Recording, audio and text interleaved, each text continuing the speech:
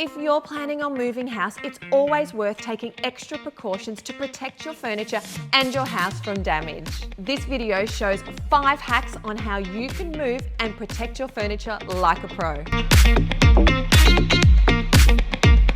Firstly, most removalists, particularly the ones that are on the Movable platform, are trained on how to care for your furniture during a move. As a standard, they use heavy blankets in the truck to protect your items from damage. But for extra protection, you can request additional materials like plastic wrapping of your furniture or special moving boxes for your TV to further protect from dents and scratches. This doesn't come as a standard, so always check with your removalist before you book if this is something that you want. Moving furniture is sweaty work, and not to gross you out. Ew. I know of someone who needed a new mattress because they could not get the sweat stains from the moving process out. So our advice would be to always request plastic wrapping of your mattresses too. Don't move furniture that won't fit. Always measure your large furniture to make sure that it will fit through the doors at your new place. This might seem like a no-brainer, and you might be saying, oh, of course, Alana, I'm going to measure, but you would be surprised at how many people skip this step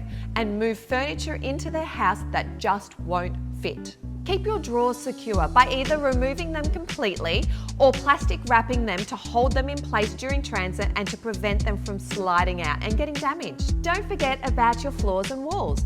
Invest in furniture sliders to protect hardwood floors and pieces of cardboard and remnants of carpet to shield them when moving that heavy furniture. Don't overlook your walls and door corners as well.